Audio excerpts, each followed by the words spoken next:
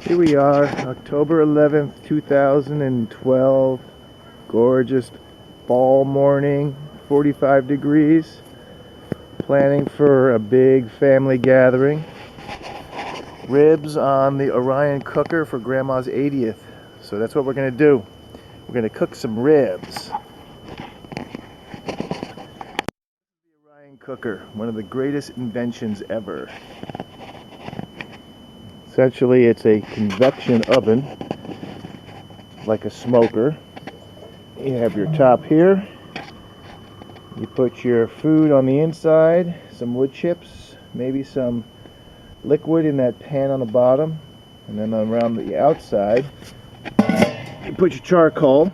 And I made my little screen here to help save charcoal, otherwise you have to fill this whole well, but I just shove them in between this chicken wire mesh.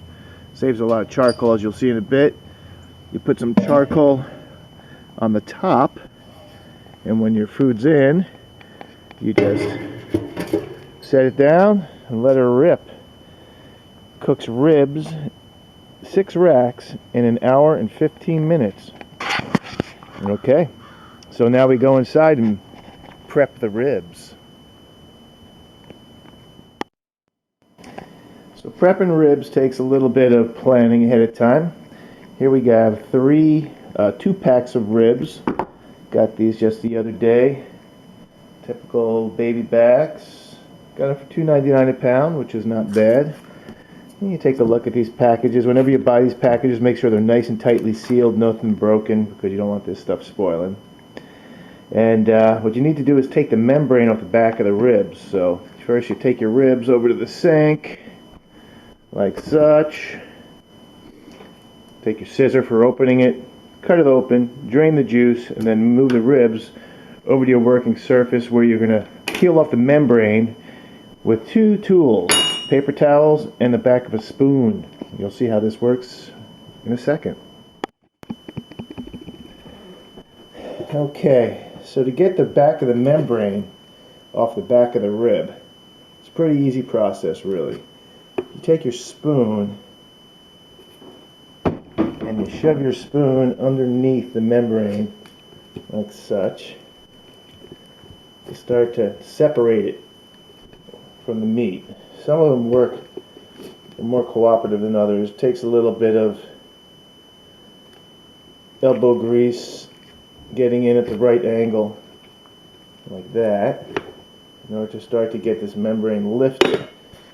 And that's where the paper towel comes in handy, because it's really slippery.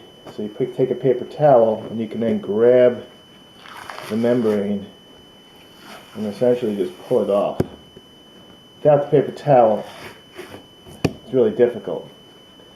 And what you end up with is a membrane-less rib. See, that's nice. Just a little bit of fat in there. It's going to marble out really good. A little bit of fat there too. These are pretty thin ribs. And then you season them. Generous amount of seasoning. What I'm using is this stuff. House Hog Rub. I got this at the local farmer's market in Rochester, New York. Best farmer's market in the country. Well, one of the best anyway. And it's got a nice range of ingredients in there. What do we got here? Paprika, salt, sugar, black pepper, garlic, onion, ground chili, and some other things like that. And you sprinkle this up, you put it in a bag, put it in the refrigerator, and let it sit until you're ready to go. Don't put it on too much ahead of time, otherwise the salt and the rub might dry out the ribs. And let's see, I'll probably have them refrigerated for a couple hours. Alright, next rib. Okay, here you can see I seasoned one side of the rib, not too much seasoning. And now I'm going to sprinkle on the meaty side, like such. Some people like to use a ton of seasoning, and don't like all that much, because the wood chips, and if you want to put sauce on afterwards, they're going to add to it as well. And then take a towel and press the seasoning in best you can. For me, that's about the right amount of seasoning, but some people like a lot more. Last 2 ribs right there, all seasoned. Take them, put them in this plastic bag with the rest of these ribs, and chuck them in the fridge for a little while. And then start prepping the Orion for cooking. Okay, here we are back with the Orion. Sometimes we call it the Orion. I've seen people call it the Orion, but call it what you like. This is how it's supposed to go. The manufacturer says that you fill this entire outer ring here with charcoal, and you use like this match light stuff so you don't have to use lighter fluid. And then you put some in the top here, and you're ready to go. So to save a little charcoal, because this stuff is like 15 bucks a bag or 12 bucks a bag or something, maybe 8. I created my little gadget here. It's just a chicken wire ring. You can see this is a little rusted out. I've used it a lot. Measured it out so it goes over the Orion, so there's an even space all the way around it. And then pretty by hand, I shove charcoal in all the way around it. So I save myself a decent amount of charcoal. What I'll do also is I'll put down crumpled newspaper down below, maybe even a couple of match light sticks or something to make sure it gets lit, because the last thing you want is a Orion that doesn't light when all your food is on the inside. And so that's the next task. A little dirty, but that's half the fun. Alright, we'll see how it works out. Okay, another part of the Orion is the drip pan. The drip pan goes in the bottom of the cooker, like such, and it just collects all the drippings. And save a little bit of cleanup time, I'm just going to wrap it in some aluminum foil. And then around the edges of the drip pan, I'm going to put some wood chips. And I have some black cherry and wild apple. I've had these for a while, but hopefully they're still good. You don't soak these chips in water, you just put them in dry. And it does the trick. So here it goes. So there it is, the foil lined pan and the wood chips are on the outside. Is it echoing in there? Echo, echo. As you can see, I don't use too many wood chips. I don't like it too smoky. But to each his own. Close to cook time. Now time for the fun stuff. So here's the Orion.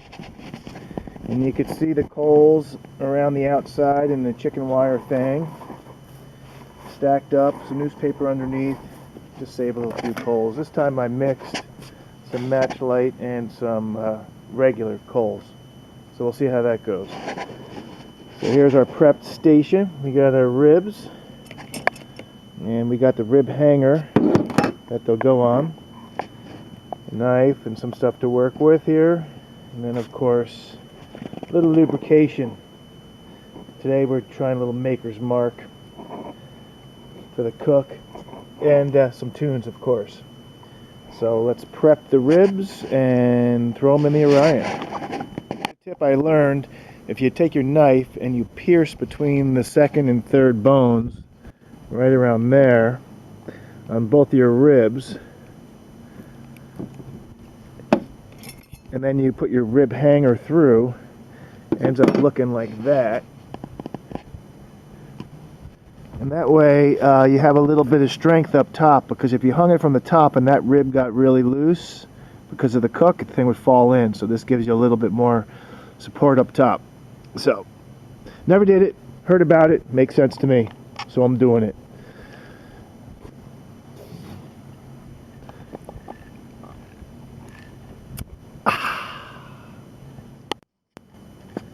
There they are, 6 racks of ribs in the Orion, ready for the cook. Oh, they smell so good. Even raw. Cannibal. Alright, here we go.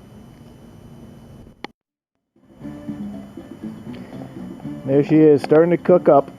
Takes a while to get going, so you gotta be a little bit patient and not get too paranoid, but got some good smoke coming out of the bottom coals, and the top has got a nice little flame happening.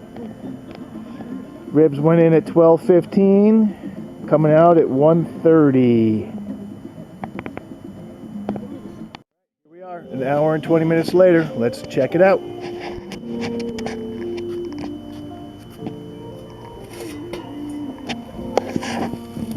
Ooh-wee.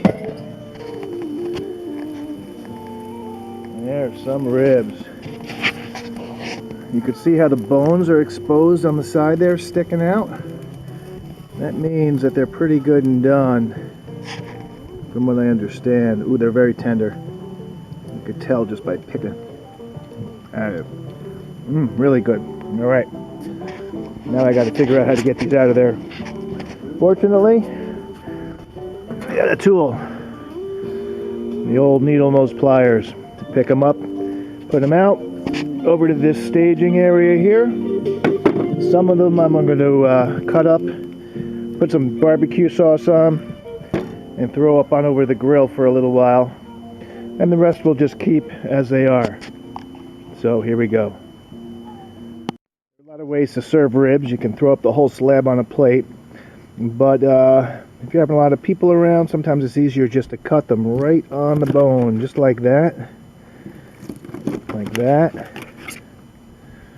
And then this way you can put them in a bowl and people can just grab a rib at a time. It makes eating so much easier. There you go. You got your little handle, you got your beef, all set to go. All right. Now for the finishing touches. And of course the food. Center stage. Broccoli. Center stage on Squash and something. Pasta. Potato salad. Cold slaw. And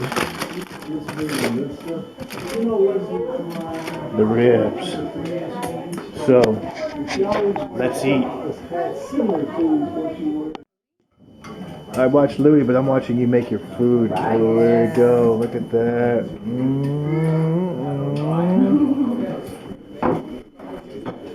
So this video ends with a beautiful plate of food. My awesome family all gathered around, celebrating birthdays and anniversaries and birthdays and love, says Grandma, and love. And so we end.